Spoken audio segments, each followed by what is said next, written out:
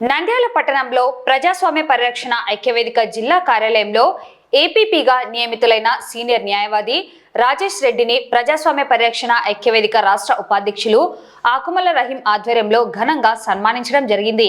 ఈ కార్యక్రమంలో ప్రజాస్వామ్య పరిరక్షణ ఐక్యవేదిక జిల్లా గౌరవ అధ్యక్షులు మరియు క్రిస్టియన్ జేసీ రాష్ట్ర ప్రధాన కార్యదర్శి మన్నెం జానయ్య, ప్రజాస్వామ్య పరిరక్షణ ఐక్యవేదిక జిల్లా అధ్యక్షురాలు ప్రసన్న కుమారి, ఐక్యవేదిక జిల్లా ప్రధాన కార్యదర్శి సత్యనారాయణ, జిల్లా కోశాధికారి రెహమతుల్లా, జిల్లా కార్యదర్శి మోహన్ బాబు, సాంస్కృతిక విభాగం జిల్లా కన్వీనర్ శివరామిరెడ్డి, నంద్యాల పట్టణ ప్రధాన కార్యదర్శి శివశంకర్, పట్టణ ఉపాధ్యక్షులు నబిరసుల్, సభ్యులు జమాల్ బాషా, ప్రభు నైవేద్యం, పాస్టర్ జోసెఫ్ మరియు ఆల్మదద్ ఫౌండేషన్ కంప్యూటర్ సెంటర్ విద్యార్థులు తదితరులు పాల్గొన్నారు।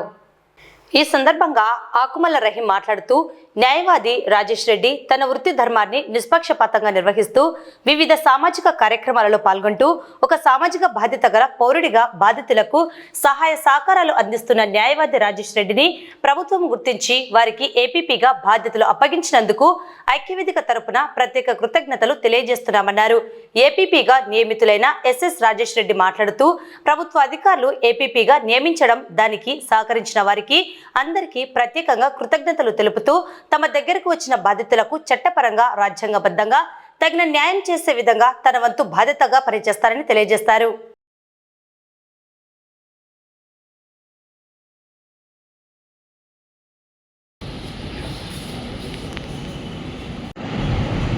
ఒక వ్యక్తి ఒక వృత్తిలో కొనసాగుతూ మరి వారు మంచి సేవా గుణంతో సామాజిక దృక్పథంతో మరి ఎంతోమందికి ఎన్నో రకాలుగా సహాయం అందిస్తూ మరి ఈరోజు ప్రభుత్వం తరఫున నియమితులైన మన శ్రేయభిలాషి సార్ అయినటువంటి రాజేష్ రెడ్డి సార్ గారు ఏపీపీగా నియమితులు కావడము మనకు చాలా సంతోషకరము।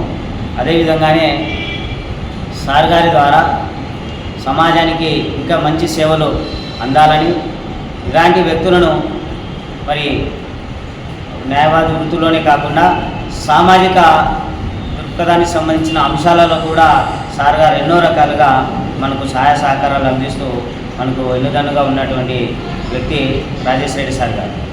ఎందుకంటే బాధితుల పక్షాన వాదించడానికి జడ్జి గారి దగ్గర మనం ఎవరు మాట్లాడడానికి ఉండదు। మాట్లాడాలి అంటే మరి బాధితుల పక్షాన మాట్లాడడానికి లాయర్స్ మాత్రమే మాట్లాడతారు। ఒకవైపున పబ్లిక్ ప్రాసిక్యూటర్స్ ఉంటారు, ఇంకొక వైపున నిందితులు పెట్టుకున్న లాయర్స్ ఉంటారు। ఒక న్యాయం జరగాలంటే ఆ వాదనలో మరి దిట్టైనటువంటి వారు, అన్ని శిక్షలు తెలిసిన వారు, రాజ్యాంగ అవపోషణ పొందిన వారు ఉన్నప్పుడు సమాజానికి మేలు జరుగుతుంది। అంత మాత్రమే కాకుండా నేటి పరిస్థితులలో ఇలాంటి ప్రజాసేవ గుణం కలిగినటువంటి రాజేష్ రెడ్డి సార్ లాంటి వారు మరి సమాజంలో ఉండడం అనేది ఇలాంటి పౌర సంఘాలకు, ప్రజాస్వామ్య వ్యవస్థకు కూడా ఎంతో ఉపకారంగా ఉంటుంది।